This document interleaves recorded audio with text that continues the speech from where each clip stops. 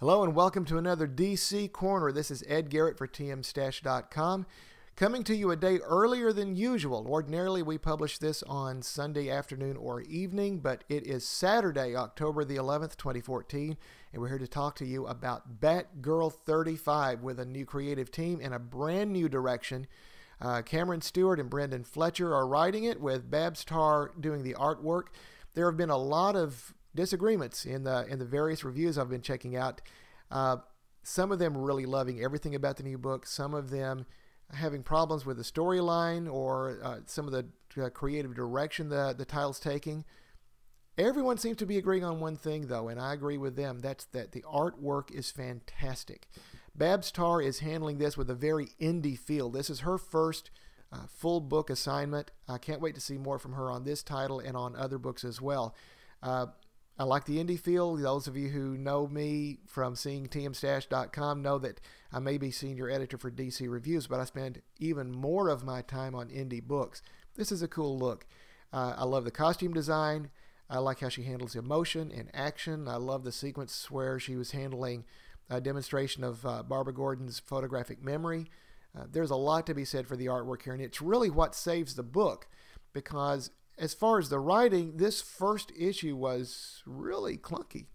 It seemed to be trying to do too much all at once. It was doing more in terms of what it was not than what it is, trying to be really hard to be trendy, and in some respects had some fails on here.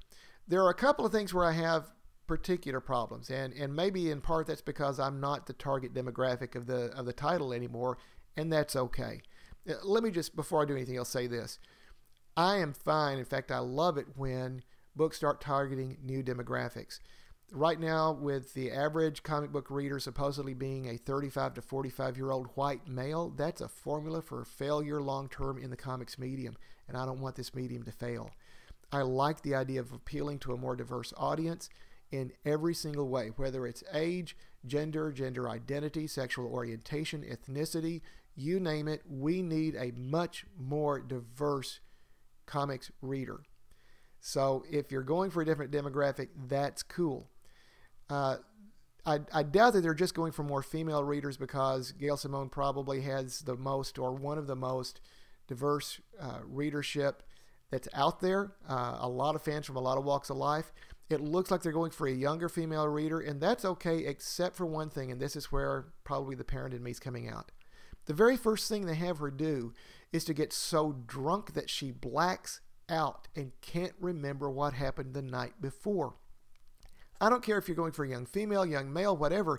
If you're going for young, starting out with someone getting so drunk that they black out bothers me. It bothers me tremendously. Whether you want to say it's true to Barbara Gordon's character or not, or whether you're saying she's trying to let loose, I don't care. It's the idea of that you're going for a young audience, and that's how you're starting. That bothered me a lot. A couple of other things that were more to the character of Barbara that bothered me. One was that she couldn't remember the name of a website. This is someone with a photographic memory.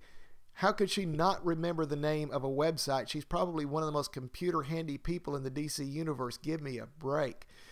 The other thing that bothered me was just more from the irresponsibility in one important thing that played into the reason for the costume change. Her costume and all of her gear were burned up in a fire, so she had to have the new costume, and the new costume is fantastic. It's being cosplayed everywhere. I like it.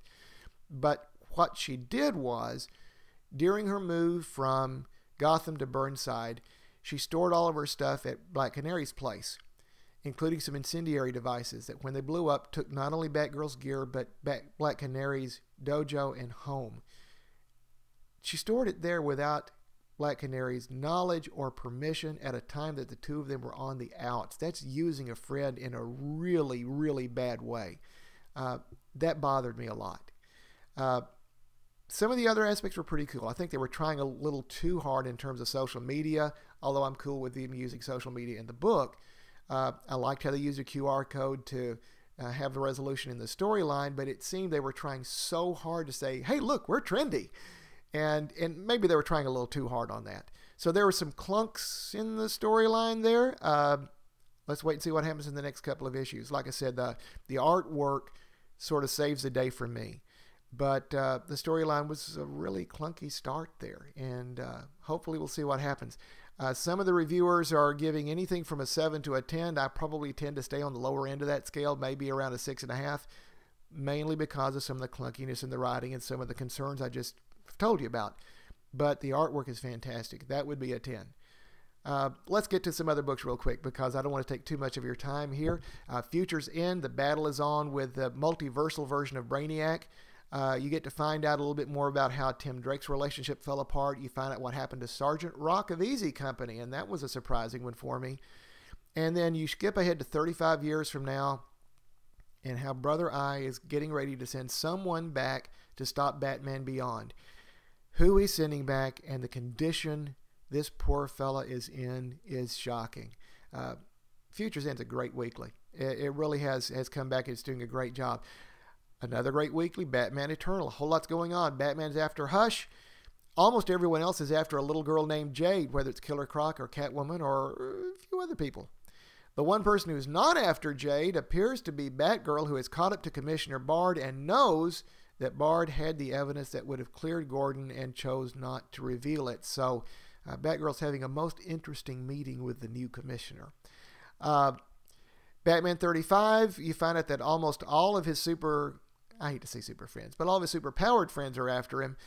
The person behind it is someone who's back that you didn't expect to come back so quickly. A classic Batman villain. Close your ears. The Joker. Now you can come back now. Let's talk about other weeklies here because there's a new weekly comic, Earth 2 World's End. It came out along with World's Finest 27, and those two books together make a wonderful primer for anyone who wants to know about the history of the New 52 Earth 2. You get some background on the first Apocalypse War. You find out a little bit more about the original Superman and Batman of Earth 2. Great books. And at the same time, Earth 227 came out with what they said was a family reunion, and it really is. Huntress and Power Girl have returned to Earth 2. Huntress meets her grandfather, the new Batman, and she's not too pleased to see him for obvious reasons if you've been following the book. Kara, however, surprisingly knows the new Superman of Earth 2. Apparently, they knew each other on Krypton. There's a connection there that ought to play into a lot of future issues, and it was really, really good. Finally, if we're looking at last week's issues, let me just give it a plug for Superman and Wonder Woman number 12. This was Charles Soule's last issue on the title, and he threw a little bit of everything in there. There's strife, trying to stir up some problems between Superman and Wonder Woman. There's a guest spot from Swamp Thing, another character that Charles Soule is writing, and one that he's going to continue working on for a little while longer before his exclusive deal with Marvel kicks in. Let's look ahead a little bit to next week. You've got Future's End number 24, where Terry's team comes face to face with a person who's been pulling all the strings. You've got Earth 2 World's End number 2, where they're going up against a Fury known as War. You've got some more things going on in Batman Eternal, where Batman's trying to stop Catwoman from becoming the most dangerous person in Gotham. Besides those, you've got Batman and Robin 35. Batman's going after Damian's body. He's going all the way to Apocalypse, and it looks like he's not going alone. Batwoman 35 starts a new storyline called Batwoman and the Unknowns. Green Lantern New Guardians 35 continues the Godhead storyline, and Justice League begins with issue 35, the Amazo virus. So you get to see how that's going to be an interesting thing that'll play out here. So a big week last week, another big week coming up this week for DC. Be sure to catch up with us on Sunday for our regular Comics Week in Review.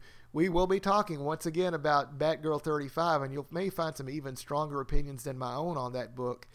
And we'll also be talking about Marvel Comics. We'll be talking about all the indies. Be sure to catch us then. And as always, be sure to check tmstash.com for all your news, reviews, and commentary. This is Ed Garrett for tmstash.com. We'll catch you next time.